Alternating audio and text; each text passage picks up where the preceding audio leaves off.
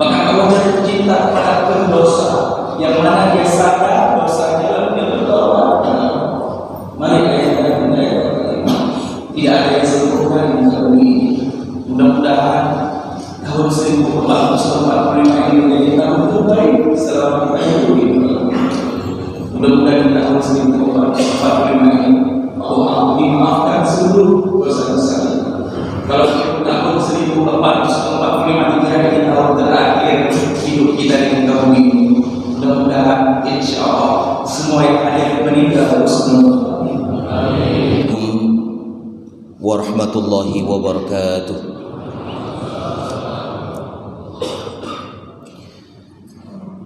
Bismillahi walhamdulillah, wassalatu wassalamu ala sayyidina Muhammadin ibni Abdillah wa ala alihi wa ashabihi wa man tabi'ahu wa mawalah. Amma ba'du, fa ya ayyuhal hadirun wal hadirat rahimakumullah. Bapak Imam yang kami hormati, Ketua dan seluruh pengurus Badan Kemakmuran Masjid yang kami muliakan, Bapak Kepala Desa, Tuha Pet, Tuha Pakat, Tuha Lapan, tokoh-tokoh masyarakat Gampung Batoh, kemudian yang kami muliakan guru-guru kami, para alim ulama, yang kami muliakan seluruh jamaah Arafah yang telah berhadir di kesempatan yang mulia ini. Mohon maaf untuk tidak kami sebutkan satu persatu ban mandung gedanyo yang berhadir di subuh yang mulia ini.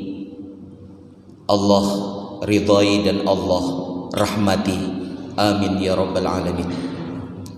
Dengan mengucapkan alhamdulillahi rabbil alamin, seraya kita memanjatkan puji dan syukur kita kehadirat Allah Subhanahu wa taala atas limpahan rahmat dan karunia-Nya, sehingga kita telah dapat berhadir di rumah Allah yang mulia ini dalam rangka kita menunaikan perintahnya, melaksanakan salat subuh secara berjamaah. Sabi-sabi senantiasa selalu kita berdoa kepada Allah Subhanahu wa taala agar seluruh rangkaian amal ibadah yang kita lakukan itu diterima Allah Subhanahu wa taala. Sejalan dengan itu kita menyampaikan doa selawat beriring dengan salam kepada junjungan alam Nabi besar Muhammad sallallahu alaihi wasallam, kepada keluarga dan sahabat beliau sekalian, dengan ucapan Allahumma shalli wa sallim ala sayyidina Muhammadin wa ala alihi wa ashabihi ajmain. Hadirin kaum muslimin, jamaah salat subuh yang dimuliakan Allah Subhanahu wa taala.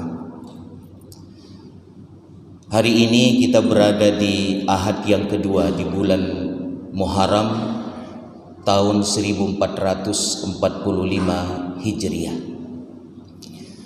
Bulan Muharram seperti yang disebutkan di dalam Al-Quran, salah satu bulan mulia di antara 3 bulan yang lain, Zulqa'dah, Zulhijjah, dan bulan Rajab.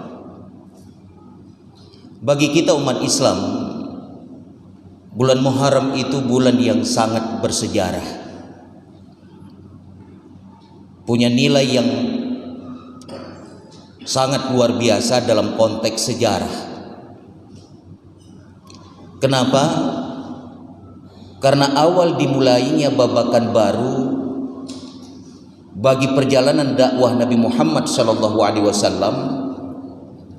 Setelah 13 tahun Rasulullah menyampaikan dakwah di kota Mekah, namun perjalanan dakwah tidak begitu menggembirakan.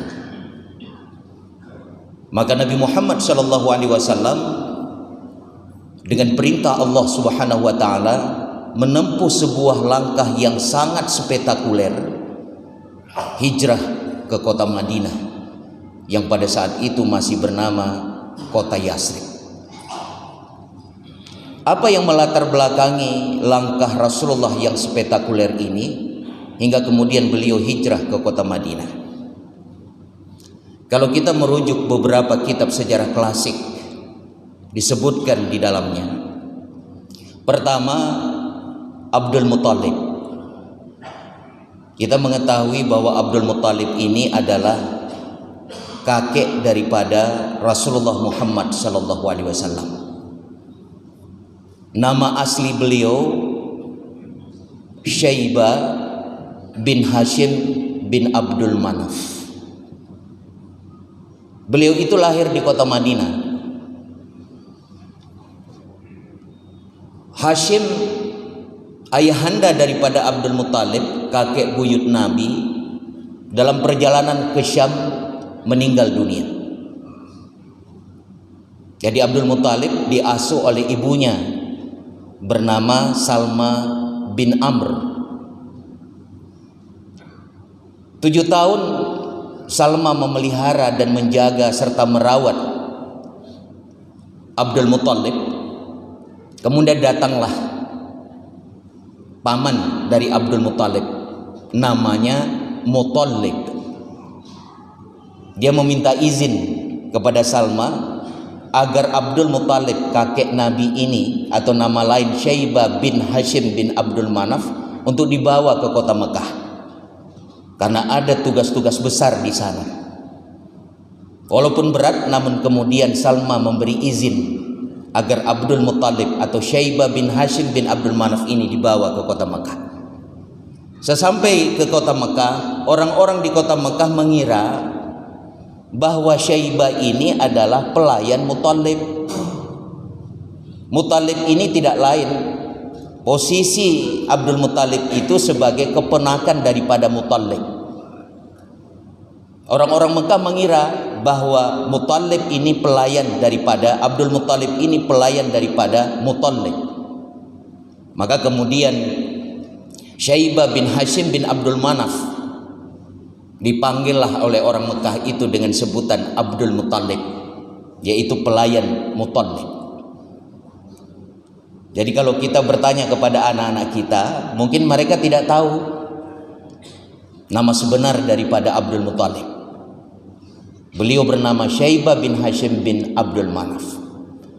Menjelang kewafatan daripada Muttalib ini, beliau berpesan kepada orang Mekah agar kepemimpinan secara tradisional di kota Mekah itu agar dikendalikan kemudian oleh Syaibah bin Hashim bin Abdul Manaf, yaitu Abdul Muttalib, kakek daripada Rasulullah Muhammad SAW.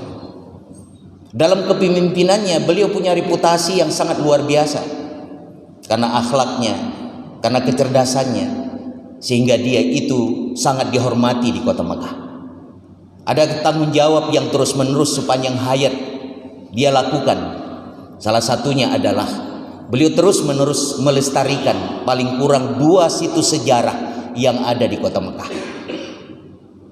Situs sejarah yang pertama, Sumur Zamzam, yang sempat berabad-abad lamanya terkubur tanpa muncul ke permukaan. Punya bahasa gedanya kado. Karena ada beberapa kali terjadi banjir di kota Mekah, sehingga Sumur Zamzam itu menjadi hilang, tidak muncul di permukaan berabad-abad lamanya. Sehingga pada suatu kesempatan Abdul Muttalib ini bermimpi bertemu dengan seorang misterius. Seorang yang misterius, tidak pernah dia kenal sebelumnya, muncul dalam mimpi agar Abdul Muttalib ini menggali dan mencari kembali Sumur Zamzam. Berulang kali Abdul Muttalib mendapatkan mimpi yang sama. Di malam yang keempat, orang misterius yang hadir dalam mimpinya menunjuk tempat satu arah di mana Sumur Zamzam itu berada. Dia terus menggali hingga kemudian dia mendapatkan Sumur Zamzam itu. Maka apa yang menjadi pelajaran bagi kita? Tanggung jawab pemimpin sekalian dengan rakyat yang dipimpin untuk menjaga dan melestarikan situs-situs sejarah yang ada. Begitulah yang dilakukan oleh Abdul Muttalib, kakek Nabi. Tanggung jawabnya sangat besar ketika dia memimpin kota Mekah. Dia melayani dan mengayomi seluruh jamaah yang hadir setiap tahun ke kota Mekah dari seluruh penjuru dunia. Mereka datang, ada yang berwisata ke kota Mekah, ada yang datang untuk beribadah, mereka berniaga di sana, dilayani oleh Abdul Muttalib karena itu tanggung jawab pemimpin. Maka situs sejarah yang ada dirawat oleh Abdul Muttalib dan itu menjadi tanggung jawab seorang pemimpin. Begitu pula rakyat yang dipimpinnya. Maka menyita rujuk dengan kondisi kita sebagai orang Aceh hari ini. Saya berani mengatakan orang Aceh hari ini sakit sejarah. Cina punyum-punyum gitu dalam hitungan detik. Punyum-punyum tunggu. Nya sakit kita dalam hal sejarah kita orang Aceh. Nya sakit tunggu. Kita punya cerita sejarah kegemilangan masa lalu dan kita juga punya cerita sejarah kelam di Aceh ini dengan konflik yang terjadi beberapa tahun yang lalu. Semua itu harus menjadi tanggung jawab kita merawat agar kita terus mengenang peristiwa sejarah itu agar kemudian kita bisa hidup lebih baik di masa-masa yang akan datang. Kita tidak pernah tahu hadirin kemana Nabi Ibrahim alaihissalam mengungsikan Siti Hajar dan Nabiullah Ismail alaihissalam kalau bukan karena situs sejarah yang bernama Sumur Zamzam. Kalau kita tidak akan pernah tahu kemana Nabi Ibrahim mengungsikan Siti Hajar dan Nabi Ismail alaihissalam kalau bukan karena situs sejarah yang bernama Ka'bah Baitullah. Abdul Muttalib merawat situs sejarah itu hingga kemudian kita mengambil dan merasakan manfaatnya hingga hari ini, insya Allah sampai dengan hari kiamat nanti. Beberapa peneliti dari Sumatera datang ke Aceh. Setelah mereka membaca buku dan mendapatkan ada gambar Hotel Aceh, posisinya sebelah timur Masjid Raya Banda Aceh. Mereka peneliti, sebagai peneliti mereka ingin melihat objek secara langsung. Karena di gambar buku sejarah nampak jelas ada bangunan sebelah timur Masjid Raya Baitur Rahman. Namanya Hotel Aceh. Bersejarah Hotel Aceh itu. Soekarno pernah bertemu para saudagar kaya Aceh, mengemis dia di sana agar saudagar Aceh itu membeli dan mengumpulkan dana membeli 2 pesawat. Tapi ketika peneliti itu datang hadirin yang mulia, jejak sejarah yang bernama Hotel Aceh itu telah hilang dari pandangan mata. Kita membawa keluarga kita bawa istri anak kita melintas jalan sebelah timur atau sebelah selatan dari Masjid Raya ini. Anak kita cerdas, dia sering membaca buku sejarah. Ada Hotel Aceh di samping Masjid Raya. Kita mau mengucapkan apa di saat kita berada di posisi itu? Hotel Aceh itu tak nampak dalam penglihatan kita. Kitanya ya, Pat Hotel Aceh, tak ulang buku sejarah nago Hotel Aceh. Hari ini yang kita tunjuk hanya pilar-pilar yang berdiri tegak di sana. Tiang-tiang yang warna-warni itu. Mana Hotel Aceh tersebut? Maka lagi-lagi saya katakan itu adalah sejarah kegebilangan Aceh. Hari ini kita semua sakit dalam konteks sejarah. Nyahan ada pegahlom keadaan di Kampung Pandi ini. Yang orangnya sempat ingin dibangunkan IPAL, tempat pengolahan limbah, yang hari ini dengan desakan semua pihak urung dibangun oleh Kementerian PUPR di saat itu. Di sana itu ada makam aulia, di sana itu ada makam sultan, di sana itu ada makam ulama yang menyebarkan Islam pertama sekali di negeri ini. Kalau kita tidak punya tanggung jawab, barangkali kita selalu sampai hari kiamat nanti kita akan menjadi orang-orang yang sakit sejarah. Begitu pula hadirin yang mulia, kita ada situs sejarah yang melukiskan tentang sejarah kelam Aceh. Getanya na rumah gedung lu. Sebab perlelon pegahnya orang. Agar getanya beta tepe tentang sejarah. Beta ingat memorial istilahnya. Kita mengenang kembali. Jangan lupakan sejarah itu. Pendiri negara ini Bung Soekarno, presiden pertama kita. Dia mengatakan jas merah dengan sebuah istilah yang sangat indah. Jangan sesekali melupakan sejarah. Karena sejarah itu pelajaran bagi generasi kita dan generasi yang akan datang. Rumah gedung itu adalah sejarah masa konflik Aceh, sejarah kelam Aceh. Kita menyambut baik keinginan pemerintah Republik ini untuk mendirikan masjid di sana. Kemudian dibangun living park, tempat orang bermain-main barangkali. Dan kita menyambut baik keinginan itu. Tapi yang sangat kita sayangkan, jejak itu tidak ada bekas. Menjelang kedatangan presiden, hadirin yang mulia, naringan bacutinan bacut bagian daripada kamar mandi yang sebelumnya sudah dihancurkan. Kenapa saya berani mengatakan ini? Karena kami melakukan penelitian. Menjelang Baharudin Lopa datang, beberapa hari setelahnya rumah gedung itu dengan provokasi dibakar massa. Tinggal puing-puing lebih kurang 60% bangunan. Itu sempat dilestarikan agar ini menjadi bukti sejarah. Tapi menjelang kedatangan presiden kita kemarin, bekas itu pun telah hilang. Kita sakit sejarah hadirin. Semua orang menyarankan, semua elemen mengusulkan agar di sana itu dibangun satu bangunan yang memberikan pelajaran kepada masyarakat. Sementara bekas bangunan yang masih tinggal jangan dihilangkan. Bukan kita tidak setuju dengan masjid yang dibangun. Karena kalau kita mengkaji pun secara mazhab Syafi'i, tidak boleh kita mendirikan masjid yang di sekitarnya itu ada masjid. Betalah lu nah heboh masjid tinan, masjid gampungna, masjid mukimna, masjid sekitar dayah di sinanan puna. Tak pegat masjid belum. Secara mazhab Syafi'i, menurut mazhab Syafi'i, pembangunan masjid di lokasi yang dekat dan bersamaan itu tidak dibenarkan. Kecuali hadirnya mulia tak pegat masjid di tempat yang sama berdekatan, masjid itu tidak bisa kita berikan untuk kita kembangkan. Baru kemudian kita mencari tempat untuk mendirikan masjid yang baru. Itu dibenarkan. Usulan demi usulan disampaikan, tapi itu pun tidak didengar oleh pemerintah. Maka menyetacok falsafah orang Aceh, geken zaman le orang Aceh, pok ye,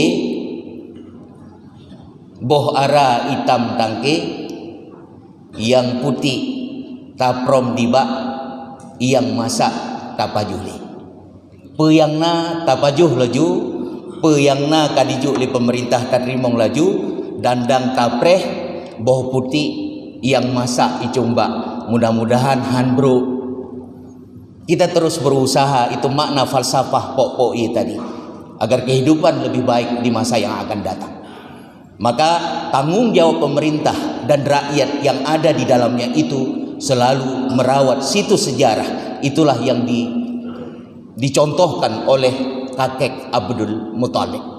Yang menarik hadirnya mulia, ketika Raja Abrahah ingin menghancurkan Ka'bah, sebelumnya Abrahah memerintahkan tentara-tentaranya untuk merampas seluruh kekayaan orang-orang Mekah, termasuk binatang peliharaan dari Abdul Muthalib, unta, kambing, domba, semua dirampas oleh tentara Abrahah. Tanggung jawab pemimpin di saat itu Abdul Muthalib mendatangi Abrahah. Abdul Muthalib mengatakan, "Wahai Jenderal Abrahah, kembalikan seluruh harta yang engkau rampas. Harta benda milik rakyatku, termasuk binatang peliharaan milikku, kepunyaanku, kembalikan kepada yang punya." Padahal Abdul Muthalib mengetahui kedatangan Raja Abrahah ingin menghancurkan Baitullah. Tapi bukan kata ucapan yang keluar daripada mulut Abdul Muthalib melarang Abrahah menghancurkan Ka'bah, tapi dia meminta agar seluruh harta rampasan yang telah diambil oleh tentara-tentara Abrahah itu dikembalikan kepada sang pemilik. Kenapa demikian hadirin? Karena Abdul Muthalib pemimpin yang bijak, punya keyakinan yang luar biasa, karena dia percaya Ka'bah itu Baitullah, Allah lah yang menjaga Ka'bah itu. Maka kita melihat dalam surah Al-Fil, surat gajah itu, gagal Jenderal Abrahah. Kenapa? Karena Allah Subhanahu wa taala mengutus tentaranya berupa burung yang berbondong-bondong dengan membawa batu dari api neraka, hancur lebur pasukan Abrahah. Itulah keyakinan Abdul Muthalib, pemimpin yang sangat bijaksana, karena dia yakin Baitullah itu akan dijaga Allah Subhanahu wa taala, karena Baitullah itu adalah rumah Allah di muka bumi. Kemudian hadirnya mulia, umur beliau tidak terlalu tua, kira-kira 80 tahun. Beliau jatuh sakit, kemudian Abdul Muthalib meninggal dunia. Sebelum beliau meninggal dunia, beliau sempat berpesan kepada orang Mekah, terutama Bani Hashim dan Bani Muthalib, agar kepemimpinan setelahku nanti dikendalikan oleh pamanda Rasulullah Muhammad sallallahu alaihi wasallam, tidak lain adalah Abu Thalib. Abu Thalib mendapat kepemimpinan secara tradisional karena diwariskan oleh ayahandanya sendiri. Secara tradisional kepemimpinan atau supremasi politik pemerintah di kota Mekah setelah meninggalnya Abdul Muthalib itu dikendalikan oleh pamanda Abu Thalib. Abu Thalib memberikan perlindungan kepada Nabi Muhammad SAW.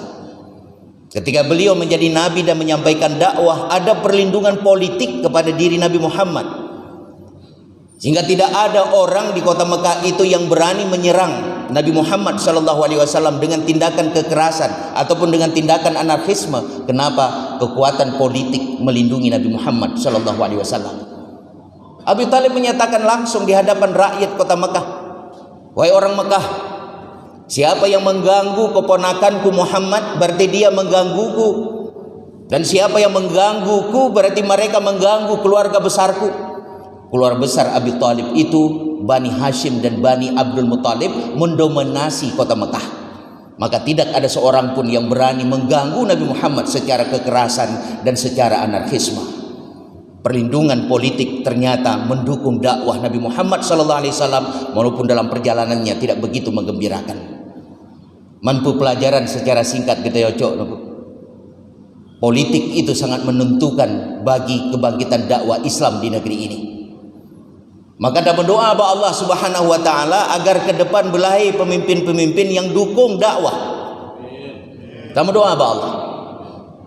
Kita berusaha, kita berupaya, dan hana tua thabit-thabit dan berdoa kepada Allah belahi pemimpin yang pedang agama Allah, yang bisa mendatangkan kemaslahatan bagi seluruh kaum muslimin, agar syariat Islam di Aceh rahmatan lil alamin.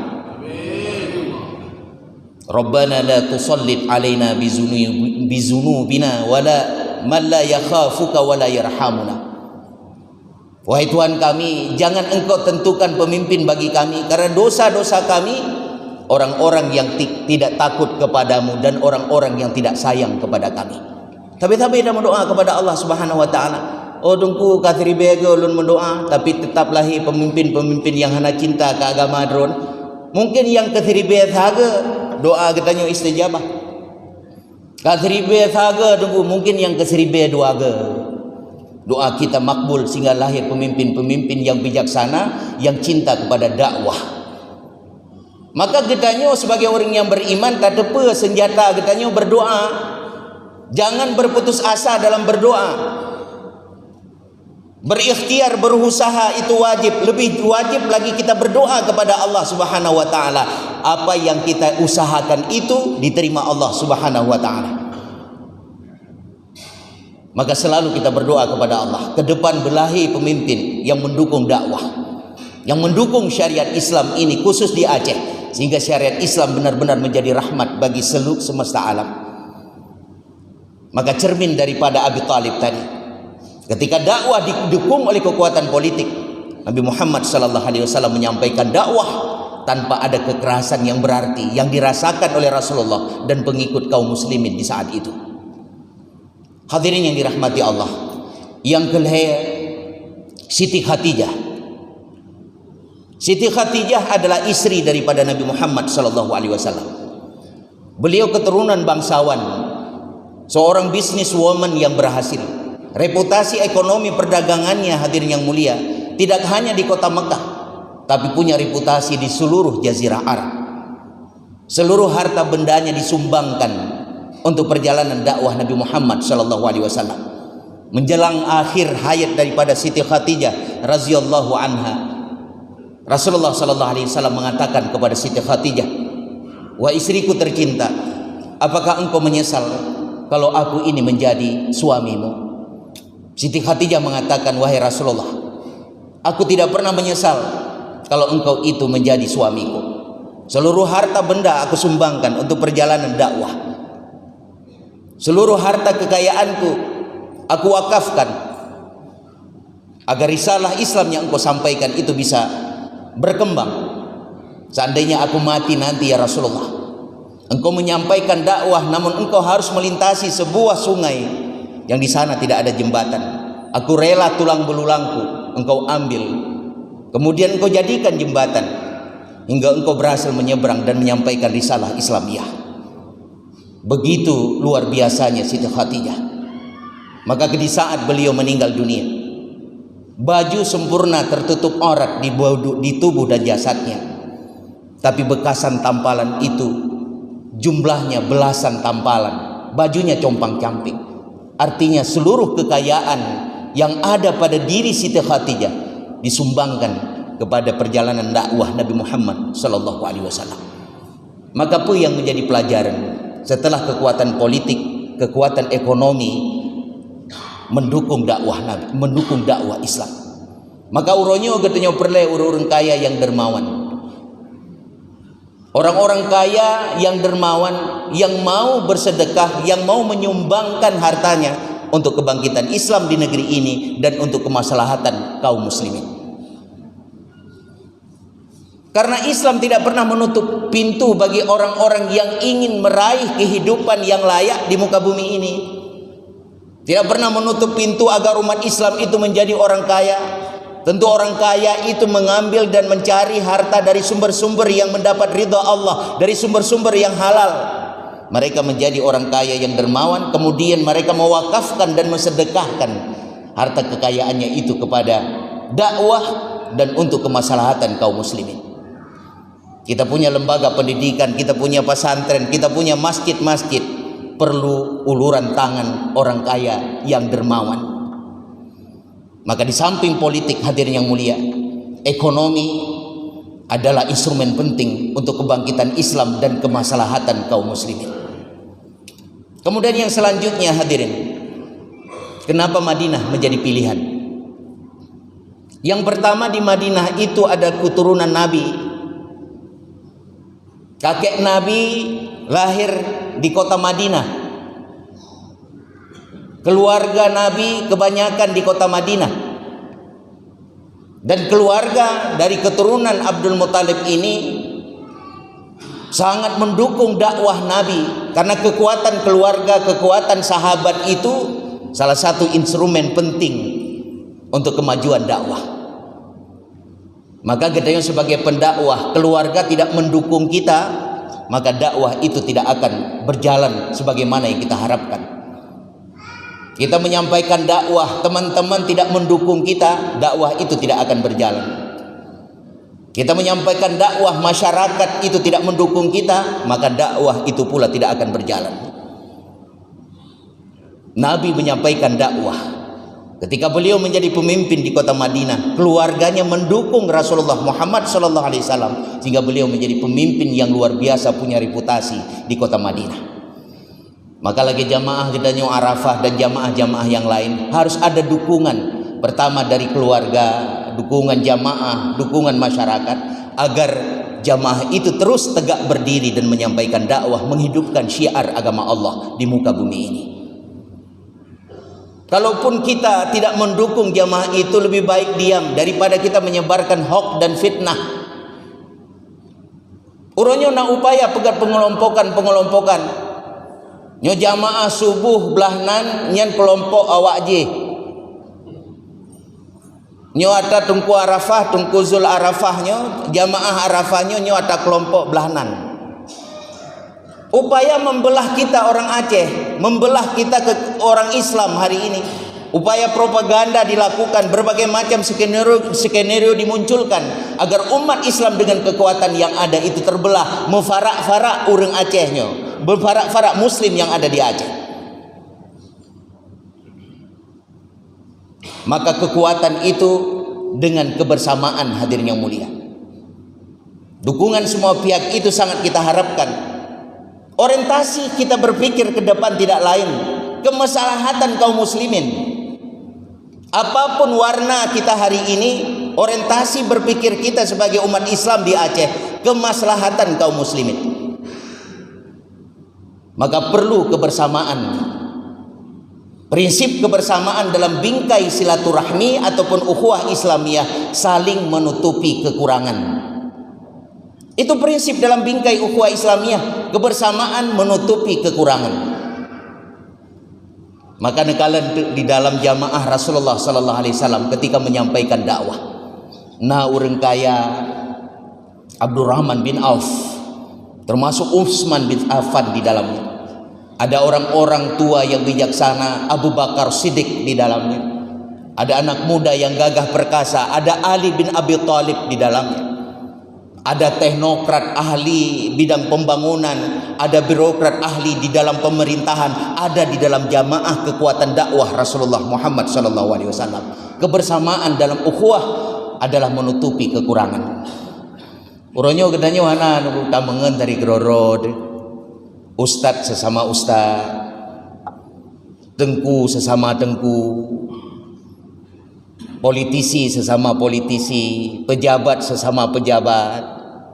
Dan kita bersyukur kepada Allah, jamaah subuh Arafah ini mengayomi semua elemen masyarakat. Naban mandum di dalam Arafah, nah politisi, ada polisi, ada birokrat, ada teknokrat bergabung dalam satu jamaah, dan inilah kekuatan kita. Maka kebersamaan menutupi kekurangan yang ada. Itulah yang dicontohkan oleh Rasulullah SAW ketika di Madinah beliau menyampaikan dakwah. Kemudian hadirin yang mulia, di Madinah pula ada orang-orang yang telah dibai'ah oleh Rasulullah SAW. Tahun 622 Masehi datang belasan orang dari kota Yasrib, kota Madinah, membai'ah Nabi.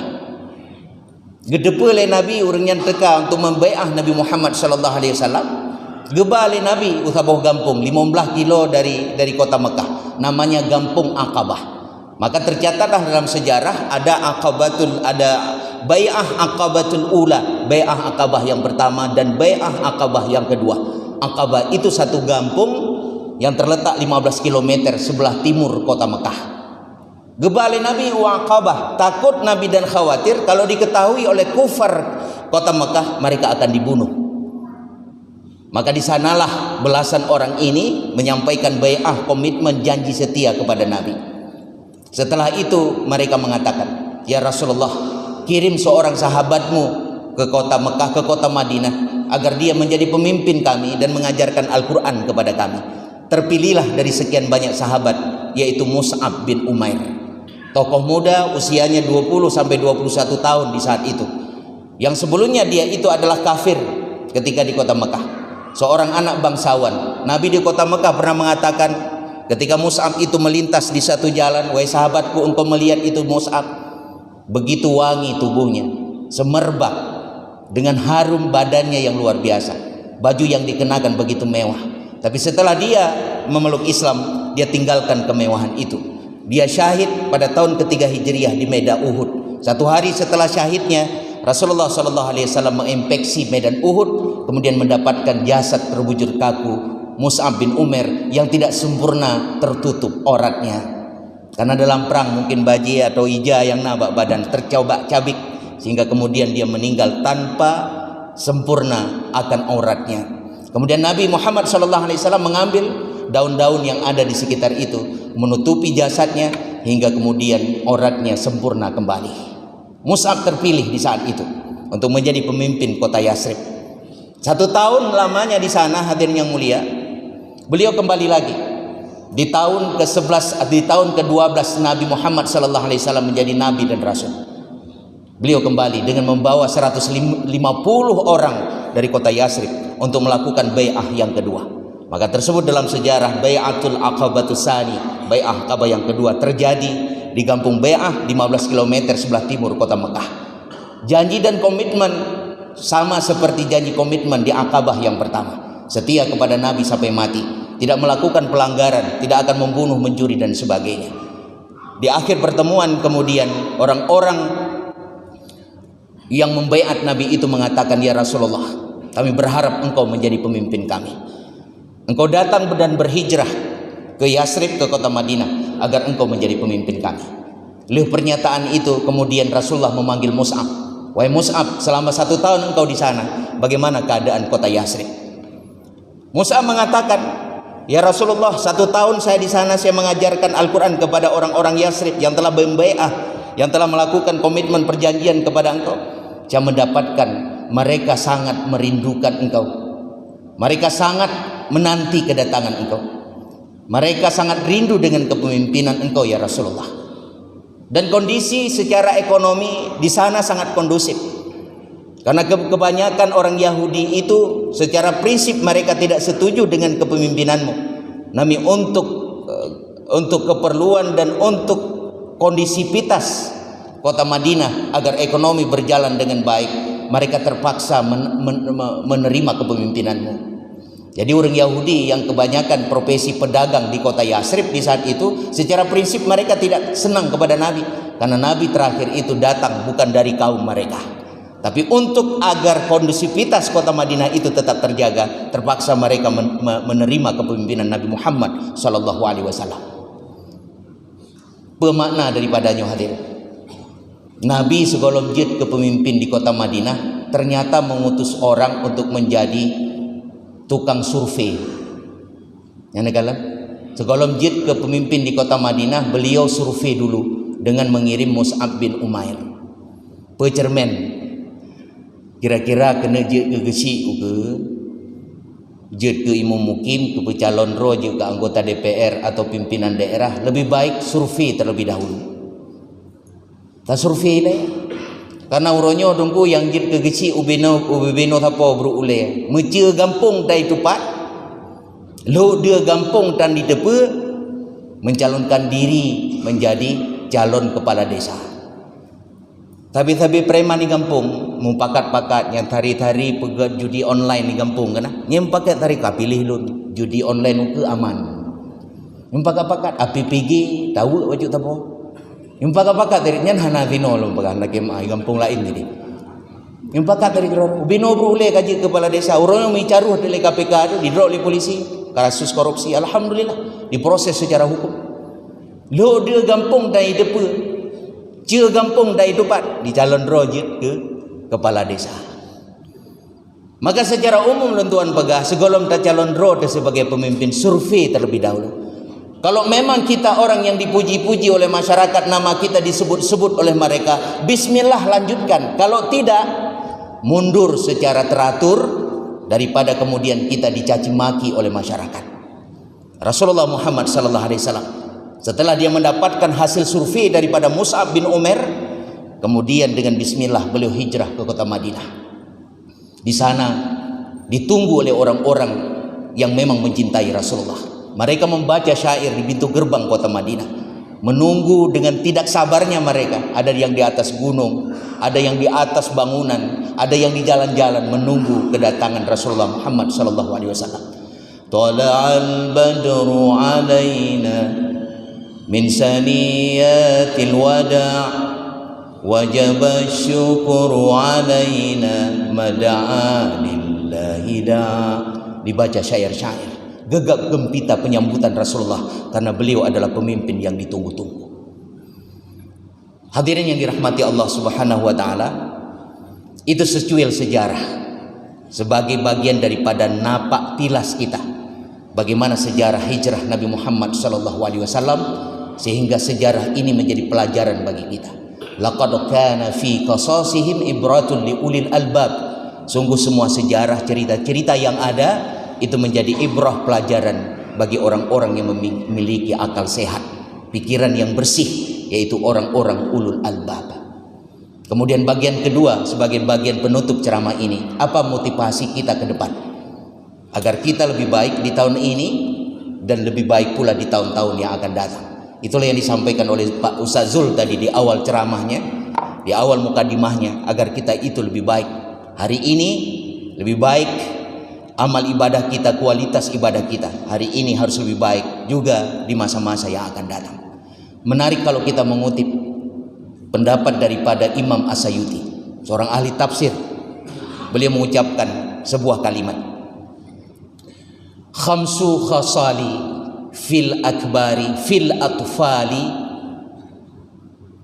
law kanat fil kibari min rabbihim lasaru aulia. Ada 5 sifat yang ada pada anak-anak.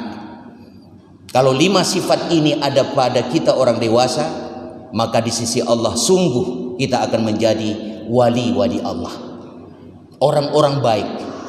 Lam pernyataan orang Aceh zaman-zaman kena gekeun ban kaget katanya jisi lagi aulia urang. Kena gekeun le orang si katanya, gedhakai je akhlak budi pekerti muliakan lagi aulia urang. Maka apabila kita memiliki 5 sifat karakter anak ini ada pada diri kita, maka kita akan menjadi orang-orang baik, yaitu wali-wali Allah. Yang pertama kepegali Imam As-Sayuti, la yahtamuna birizqi. Yang kepegali Imam As-Sayuti, agar kita menjadi orang baik hari ini dan di masa yang akan datang. Jangan anak-anak itu tidak pernah galau dengan rezeki, tidak pernah resah dan gelisah dengan rezeki yang telah ditentukan Allah Subhanahu wa taala. Maka takalan anak-anak kita yang hadir, oh Ustaz, saya belum punya anak. Oh Ustaz, saya sudah lama menikah namun belum punya anak. Paling kurang kita bekas anak. Katanya kan mantan anemit mandumnya, pada mungkin ban lahir ayu itu kan mantan anemit. Tapi punyum road ketika kita masih menjadi anak-anak dulu. Seakan-akan kita tidak pernah risau dengan rezeki itu, tidak pernah gelisah dengan rezeki. Imam Hasan Al-Basri dia juga tidak pernah gelisah. Kenapa? Karena rezekinya kamu jumba-jumba. Rezeki lun hanun cok le urun ron, menancit rezeki urun ron hanun cok le lun. Kamu jumba-jumba dan menjatah-jatah. Cuman yang perlu kita luruskan hadirin yang mulia, uronyo na pemikiran seakan-akan yang nama rezeki itu materi belaka. Ketika kita memiliki banyak uang, investasi kita di mana-mana, kita menyebutnya sebagai rezeki. Kita punya kebun sejauh mata memandang, kita menyebutnya itu rezeki. Padahal yang immateri sekalipun itu rezeki yang datang daripada Allah. Pendekatan tasawuf luar biasa. Ban mandum pemberian Allah itu rezeki, baik menurut kita bagus maupun menurut kita tidak bagus. Semua itu rezeki daripada Allah Subhanahu wa taala. Contoh lun tuan pegah dengan tajak-jak tutup ngelabang rezeki pekan ya. Rezeki pekan nunggu.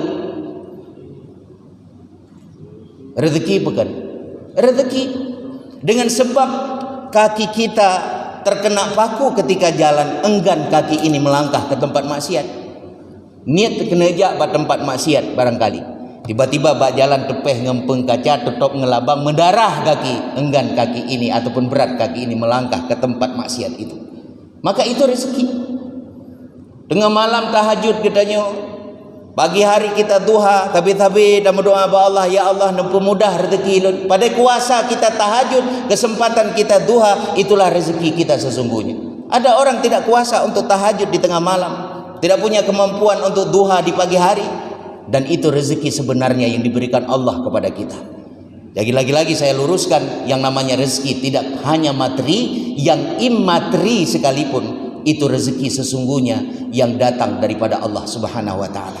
Nah, kalian anumiat tunggu, dia tidak pernah risau dengan rezeki itu, seakan-akan dia yakin rezeki itu kamu jumba-jumba dan menjatah-jatah. Atalun haluncok hanecok le urang drone, menancit atat urang drone haluncok lelun. Yang kedua hadirin yang mulia, la yashkuna min khaliqihim idza maradu. Anak-anak itu tidak pernah mengeluh di saat mereka itu sakit. Dia tidak pernah mengeluh kepada Tuhan sang pencipta mereka ketika mereka sakit. Nah, kalian anamit ditanya tunggu wate sakit, dia tidak pernah menyalahkan. Jangankan orang tua, Allah sang pencipta saja tidak dia salahkan. Seakan dia menerima segala ketentuan dan qadarullah, karena sakit yang dia rasakan itu ketetapan daripada Allah Subhanahu wa taala. Maka anak-anak itu tidak pernah mengeluh. Kalau sifat ini ada pada diri kita orang dewasa, insya Allah kita akan menjadi wali Allah, kita akan menjadi orang-orang baik insya Allah hari ini dan di masa-masa yang akan datang. Kebanyakan kita mengeluh di dalam kehidupan. Kita berdoa kepada Allah, namun doa kita tidak sesuai dengan harapan. Allah tidak mengabulkan doa kita, kita mengeluh. Kenapa Allah tidak mengabulkan doa kita? Ketika Allah tidak mengabulkan doa kita, ada sesuatu hikmah di dalamnya. Allah memberikan sejuta kebaikan kepada kita. Dalake, ya Allah, ya Tuhan, benar anak keturunan lun ya Allah. Puluhan tahun Nabi Ibrahim berdoa kepada Allah dengan kesabaran yang luar biasa, tidak pernah berputus asa di dalam doa. Kemudian Nabi Ismail lahir, diberikan sebagai anugerah terbesar bagi Nabi Ibrahim alaihissalam. Beliau tidak pernah mengeluh.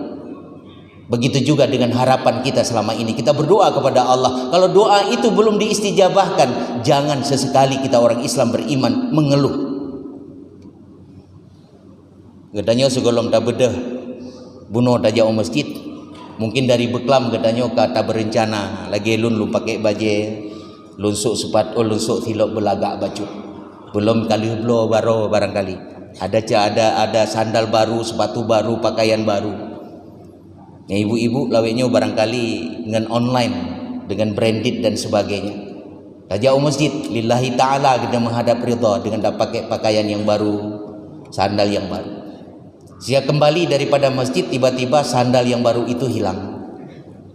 Gadah. Bagaimana perasaan kita hadir? Baru kita beli, branded lagi, pesan online, hilang.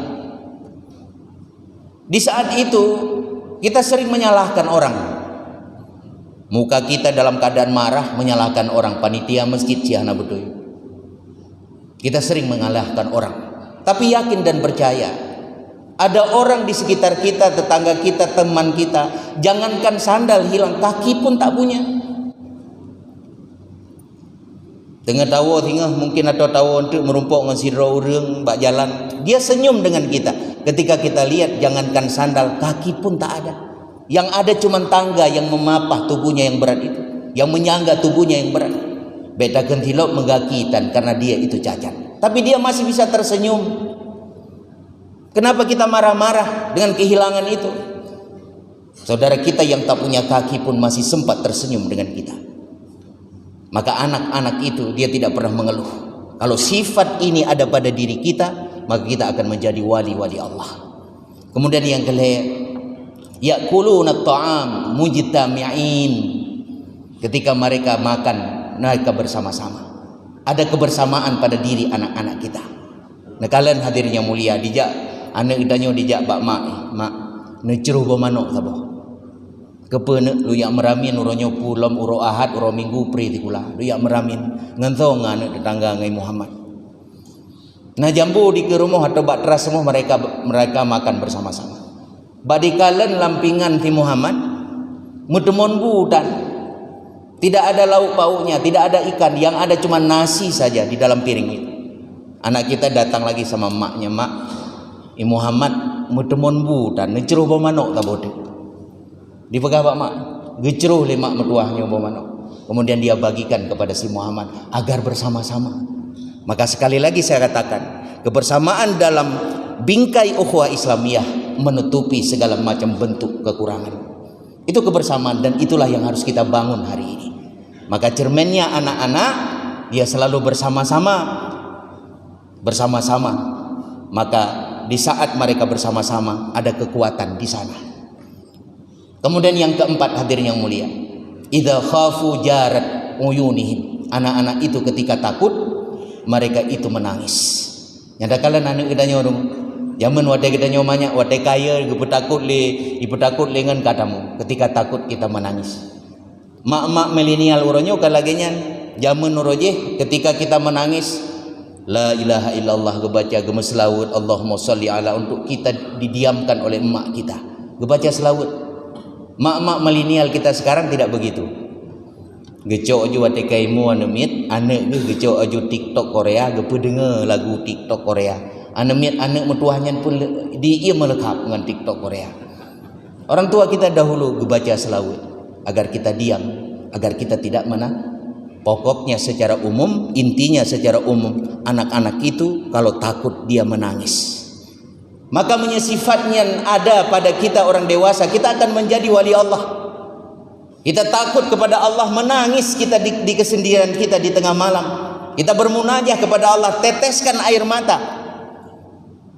Karena kita banyak dosa dan salah. Bertobat kita kepada Allah dengan menyucurkan air mata. Kita melihat penderitaan umat Islam di belahan dunia, cucurkan air mata kita. Maka ketika kita takut kepada Allah, maka kita akan menangis. Siapa yang tidak kenal Khalid bin Walid hadirin? Ketika dia menaklukkan Persia, kota Persia sudah ditaklukkan, tinggal istana saja mau dikuasai. Karena sang ratu Persia masih berada di dalamnya. Ratu Persia sudah punya rencana untuk membunuh Khalid bin Walid, sehingga kemudian dia mengambil gelas diisikan air sekaligus dibubuhkan racun ke dalamnya untuk membunuh sang panglima perang Islam di saat itu, yaitu Khalid bin Walid. Khalid bin Walid dengan gagah perkasa, karena dia dianggap sebagai tamu, dipersilakan oleh ratu agar minuman itu diminum oleh Khalid bin Walid yang di dalamnya sudah dibubuhi racun. Khalid bin Walid membacakan Bismillahirrahmanirrahim, kemudian air itu pun diminum. Tidak ada pengaruh sedikit pun racun yang telah dibubuh di dalam gelas itu, tidak terpengaruh pada badan Khalid bin Walid. Begitu gagah perkasanya Khalid bin Walid, hingga kemudian racun pun tidak ada pengaruh pada dirinya. Di tengah malam dia menangis, saudaraku. Dia menangis di tengah malam, mengenang dan merenung segala dosa dan kesalahan tempo dulu. Banyak salah dan silap yang dia lakukan. Dia menangis di tengah malam, dia mengucapkan istighfar, dia mohon ampun, bertobat kepada Allah Subhanahu wa taala. Seorang yang gagah perkasa, panglima perang yang luar biasa, di tengah malam dia menangis. Kenapa kita tidak mau bangun di tengah malam, kemudian kita bermunajah hingga kita menguraikan air mata, kita bertobat kepada Allah? Ini kesempatan kita. Mudah-mudahan tahun ini menjadi tahun terakhir, karena kita akan kembali kepada Allah Subhanahu wa taala. Umar bin Khattab betakan manusia, setan itu takut kepada beliau. Rasulullah yang mengatakan itu. Kalau satu jalan dilewati oleh Umar bin Khattab, berpantang setan itu melewati jalan yang sama, tidum ya kepada Umar. Jangankan manusia, setan pun takut kepada Umar bin Khattab. Umar bin Khattab tengah malam menangis. memohon ampun kepada Allah karena takut kepada Allah dengan siksa di akhirat, dengan kesalahan-kesalahan yang pernah diperbuat. Memohon ampun kepada Allah Subhanahu wa taala, bertobat beliau kepada Allah Subhanahu wa taala. Kemudian yang kelima, dan ini yang terakhir, kata Imam As-Sayuti, idza takhasamu tasara'u bisulh, ketika mereka saling bertengkar, cepat-cepat mereka itu bermesraan kembali, mereka berdamai kembali. Uronyo dah kalian anak gedanyo di Mekakap di Mendawa sang-sang hanggat li tinggal uro wate tinggal tak kembali mereka saling bermesraan. Itulah anak-anak kita yang harus kita miliki sifatnya hari ini. Kebekali Nabi tidak boleh lebih 3 hari kita saling bermusuhan satu dengan yang lain. Di rumah tangga dengan perumah tidak boleh lebih 3 hari kita bertengkar bermusuhan dengan istri kita, istri dengan suami, suami dengan istri, tidak lebih. Karena Rasulullah mengatakan 3 hari itu waktu yang cukup bagus, cukup efektif untuk melakukan evaluasi dan muhasabah diri. Mungkin lun yang salah, bagah-bagah tinggal dalam kemaah, urang jih menancit lun yang salah, urang jih pun dijak ya la kemaah bagatanya. 3 hari waktu yang cukup untuk melakukan evaluasi diri. Maka 3 hari tidak boleh lebih ketika kita saling bertengkar bermusuhan satu dengan yang lain. Maka anak-anak hadirin yang mulia, ketika mereka saling bermusuhan, cepat-cepat mereka sulh, mereka berdamai dan saling bermesraan.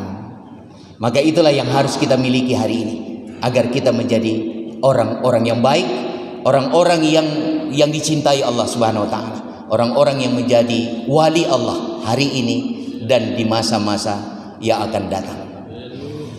Ya Nabi salamun alaika, ya Rasul salamun alaika, ya Habib salamun alaika, salawatullahi alaika, ya Nabi.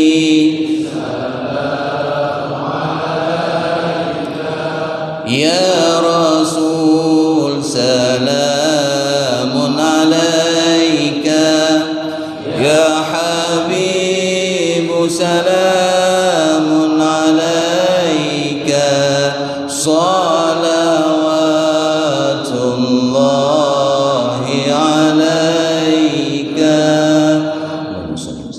Demikian dapat saya sampaikan, mudah-mudahan tausiah singkat ini bermanfaat, terutama kepada diri saya juga kepada seluruh jamaah yang telah berhadir. Kita berdoa kepada Allah Subhanahu wa taala, Allah selalu memberikan keistiqamahan kita untuk menyampaikan agama Allah, menghidupkan syiar agama Allah dan menegakkan kalimatul haq, la ilaha illallah Muhammadur Rasulullah. Wabillahi taufiq wal hidayah. Assalamualaikum warahmatullahi wabarakatuh.